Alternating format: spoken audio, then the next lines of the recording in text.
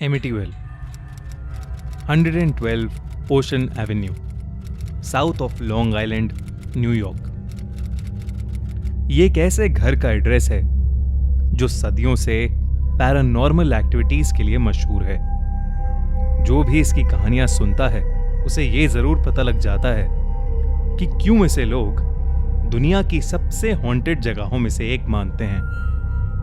कहा जाता है कि इस घर में बहुत लोगों की मौत हुई है और उनके शरीर आज तक इसी घर में दफन हैं।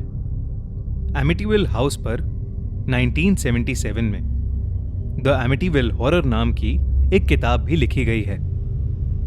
इनफैक्ट इसके डरावने किस्सों पर कई मूवीज भी बन चुकी हैं। आज की ये कहानी भी उसी घर में हुई एक सच्ची घटना पर आधारित है।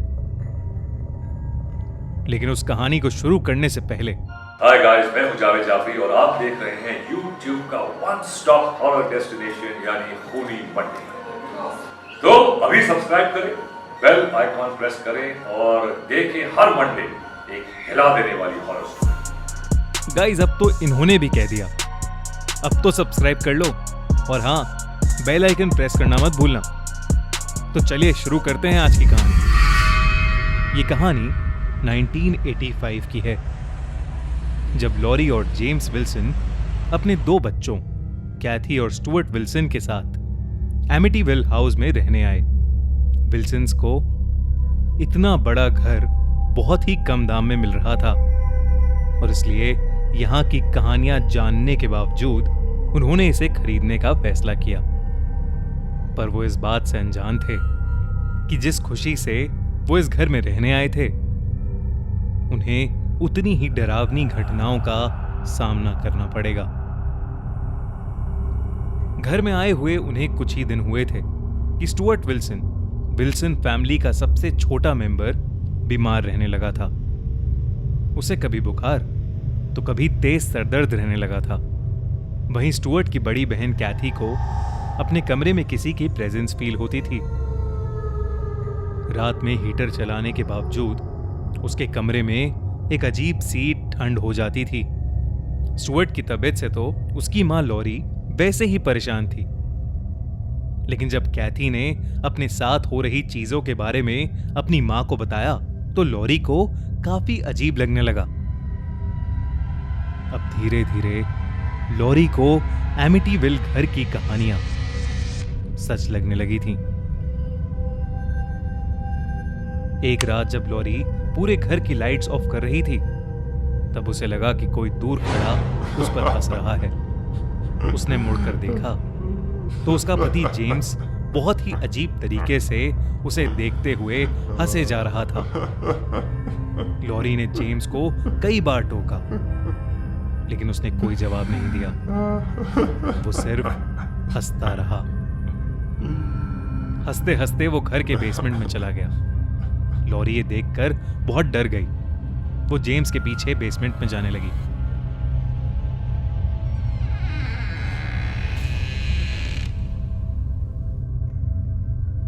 जैसे ही लॉरी नीचे गई, उसने देखा कि जेम्स बेसमेंट की फ्लोर की खुदाई कर रहा है। लॉरी को समझ नहीं आ रहा था कि जेम्स ऐसा पागलपन क्यों कर रहा है। उसने जेम्स के पास जाकर उसे रोकने की बहुत कोशिश की, मगर जेम्स नहीं रुका। लॉरी जब ताकत से जेम्स को खींच रही थी तो उसके गले से होली क्रॉस का लॉकेट टूटकर जेम्स के ऊपर गिर गया। क्रॉस के जेम्स को छूते ही बेसमेंट में रखा सामान जोर जोर से हिलने लगा और अचानक किसी के जोर से चिल्लाने की आवाज आई। जेम्स का शरीर पूरी तरह से कांपने लगा और वो कुछ ही पलों में बेहोश हो गया। लॉरी ने कैथी को बुलाया और दोनों ने जेम्स को उठाकर उसके बेडरूम में लेटा दिया। लॉरी अब समझ चुकी थी कि उसने अभी जो देखा वो यकीनन किसी नेगेटिव एनर्जी की प्रेजेंस थी। अगली रात सबके सोने के बाद लॉरी फिर से उसी बेसमेंट में गई और धीरे से वहां की जमीन की खुदाई करने लगी। जमीन के अंदर से उसे एक बड़ा सा बॉक्स मिला। उस पर एक लाल रंग का ताला लगा था। लॉरी ने पूरे बेसमेंट में उसकी चाबी ढूंढी, पर उसे वो कहीं नहीं मिली। उसी रात कैथी के कमरे में कुछ भयानक सी घटनाएं होने लगी। कैथी का बेड अचानक से हिलने लगा। वो उठी और उसने देखा कि अलमारी का दरवाजा अपने आप खुल गया है और उसमें से चीजें गिर रही हैं। कैथी डर के मारे चिल्लाने लगी, पर उसकी आवाज उसके कमरे से बाहर ही नहीं जा रही थी। फिर उसका ध्यान उसकी अलमारी के अंदर गया, जहां उसे एक दरवाजा दिखा। वो उस दरवाजे के अंदर गई और वहां जो उसने देखा वो देखकर उसका शरीर सुन्न पड़ गया। दरवाजे के अंदर एक कमरा था जिसमें कुछ अजीब से दिखने वाले लोग बैठे थे। उन लोगों के हाथ चेन से बंधे हुए थे और वो लोग बहुत डरे हुए लग रहे थे। उन्हें देखकर ऐसा लग रहा था कि जैसे वो सदियों से उसी कमरे में बंद हैं। कैथी ये देखकर बहुत ज्यादा घबरा गई और वो वापस दरवाजे की तरफ दौड़ने लगी। लेकिन फिर उसे पीछे से स्टुअर्ट की रोने की आवाज आई और वो रुक गई। वो हिम्मत करके मुड़ी और उन आत्माओं के बीच से निकलकर और पीछे जाने लगी। वहां उसने देखा कि उसके पिता जेम्स ने स्टुअर्ट को चेन से बांध रखा है और जेम्स खुद भी अजीब सी हरकतें कर रहा है, जैसे वो भी किसी तकलीफ में हो। कैथी को कुछ समझ नहीं आ रहा था, लेकिन उसने किसी तरह अपने भाई की चेन खोली और उसे वहां से लेकर निकलने लगी। वहीं दूसरी तरफ लॉरी ने बॉक्स का ताला तोड़ दिया और वो बॉक्स खुलते ही पूरे घर की लाइट्स फ्यूज हो गईं। और तो और ऊपर जेम्स जोर जोर से चिल्लाने लगा और उसके हाथ पैर उल्टे हो गए। उसकी आंखें दूध सी सफेद हो गई। वो कैथी और स्टुअर्ट को पकड़ने दौड़ा। कैथी और स्टुअर्ट भी भागकर अपनी मां के पास बेसमेंट में जा पहुंचे। उन्होंने बेसमेंट में जाते ही दरवाजा अंदर से लॉक कर लिया। जेम्स पागलों की तरह दरवाजे को बाहर से पीटने लगा। लॉरी को उस बॉक्स में से एक कॉलोनियल टाइम की राइफल और बुलेट्स मिले। साथ ही उसे बहुत सारे एक्सपेरिमेंटिंग इंस्ट्रूमेंट्स और फोटोज मिली। फोटोज में एक आदमी जिसके नाम के आगे प्रीस्ट लिखा था, चेन से बंधे हुए लोगों को उसी राइफल से गोली मार रहा था।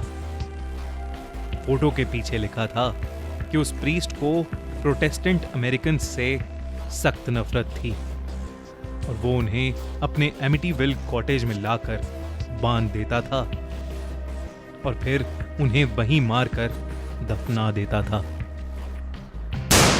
इसका मतलब कि जो लोग कैथी ने बंधे हुए देखे थे वो लोग मर चुके थे और वो सब उनकी आत्माएं थीं। लॉरी, कैथी और स्टुअर्ट फोटोज देख ही रहे थे कि तभी जेम्स ने दरवाजा तोड़ा और वो अंदर आ गया। घबराई हुई लॉरी ने राइफल उठाई और अपने बच्चों को बचाने के लिए उसने अपने पति जेम्स पर गोली चला दी, जिससे उसकी वहीं मौत हो गई।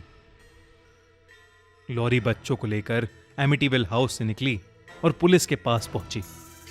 राइफल पर लॉरी के फिंगरप्रिंट्स होने की वजह से कोर्ट ने उसे मर्डर के लिए उम्र कैद की सजा दी और कैथी और स्टुअर्ट को उनकी ग्रैंडमा के पास भेज दिया। एमिटीविल के कई और ऐसे किस्से हैं।